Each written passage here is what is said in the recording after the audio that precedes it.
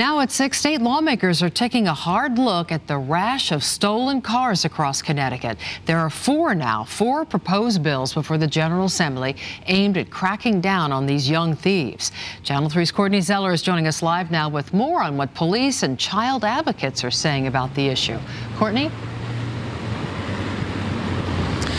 Well, Denise, I know you remember, but this is a story we've been talking about for years now. Now, there was a forum held here at the Wethersfield Police Department last night to talk about this very problem. Lawmakers and residents showed up to share their concerns. In the past 3 years, hundreds of cars have been stolen across Connecticut by teenagers. Some crashes have turned deadly. Well, I think it's very scary. That problem is now being brought to the state's legislature.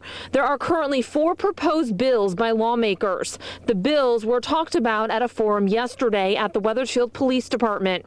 Francis Carino, the supervisory assistant state's attorney who is responsible for juvenile matters, believes lawmakers need to revisit the changes, like closing 2 juvenile detention centers made recently over the last 10 years. And what I think is missing is a comprehensive review of the impact of those changes. So my recommendation to the legislature is to stop making changes for a moment and look back at what you've done and see whether or not the changes that were made were for the better. One proposal deals with behavioral health treatment. Another, if a teen has more than 4 prior convictions, they would be transferred to adult court. Wethersfield Police Chief James Citran says it's a small group of teens who are committing these crimes. How do you create a law that it goes after these particular individuals who are committing most of the crimes, are laughing in the face of the police and the system because they know they can get away with it? The Office of the Child Advocate says juvenile crime in Connecticut is down over the last 10 years substantially. But police believe it's because it's harder to arrest teenagers.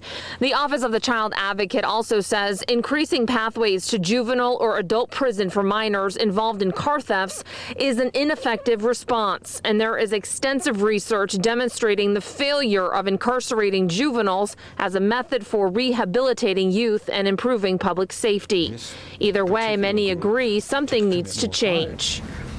But how do you legislate that? I don't know. I really don't know the answer, but I do know that something has to be done or this is not going to go away.